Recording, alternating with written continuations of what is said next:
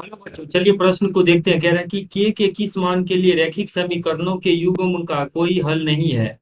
और दिए गए रैखिक समीकरण के लिए हमारे पास समीकरण दिया गया है कि 2x जोड़ के वाई बराबर 11 तथा 5x-7y बराबर 7। तो दिए गए प्रश्न के लिए हमारे पास जो मुख्य अवधारणा है, मुख्य अवधारणा यदि हम इस प्रश्न के लिए देखें तो मान लीजिए रैखिक समीकरण युग्म ए एक एक्स जोड़ बी एक वाई जोड़ सी एक बराबर शून्य तथा दूसरा रैखिक समीकरण है ए दो एक्स जोड़ बी दो वाई जोड़ सी दो बराबर शून्य। दिए गए रैखिक समीकरण युग्म का कोई हल नहीं होगा, कोई हल नहीं होगा।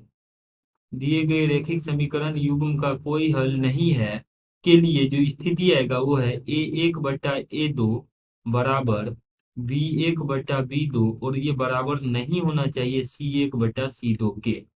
अब देखिए यहाँ पर हमारे पास जो रैखिक समीकरण युग्म है 2x जोड़ के वाई और 11 को दाएं पक्ष से हम बाएं पक्ष में ले आते हैं तो 2x जोड़ के वाई -11 बराबर शून्य, और दूसरा समीकरण है 5x-7y और ये आ जाएगा -5 बराबर शून्य।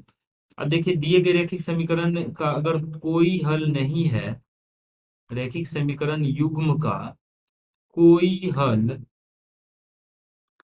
कोई हल नहीं है के लिए अगर हम स्थिति देखें तो ए एक बटा ए दो अर्थात 2/5 बराबर बी एक बटा बी दो अर्थात के बटा -7, और ये बराबर नहीं होना चाहिए सी एक बटा सी दो अर्थात -11 बटा -5।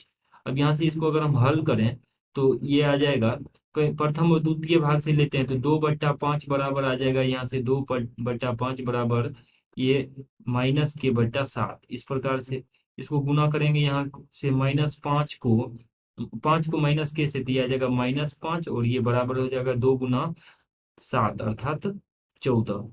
तो इस प्रकार से हमारे पास के का जो मान है वो आ जाएगा, -5 से विभाजित करेंगे तो ये आ जाएगा के बराबर -14/5। और ये जो है हमारे पास -11/5 के बराबर ये नहीं होना चाहिए, तो के का मान हम -14/5 यहाँ पे रख देते हैं, यानी ये कंडीशन है कि के/-7 बराबर नहीं होना चाहिए। अगला जो पद है -11/-5 अर्थात 11/5, तो 11/5 के, तो यहाँ से के बराबर नहीं होना चाहिए। -7 से दोनों तरफ गुना कर देंगे तो -77 बट्टा में आ जाएगा 5। चूंकि हमने यहाँ पे के का मान निकाला है -14/5, तो जब हम यहाँ पे -14/5 रखेंगे के का मान, तो -14/5 बराबर नहीं है, हो जाएगा -77/5 के, जो कि सही है। अर्थात के का मान यदि हम -14/5 रखते हैं तो दिए गए रैखिक समीकरण युग्म का कोई हल नहीं होगा, और यही दिए गए प्रश्न में हमें बताना था। आशा करते हैं कि इस प्रश्न का हल आपको समझ में आया होगा। धन्यवाद।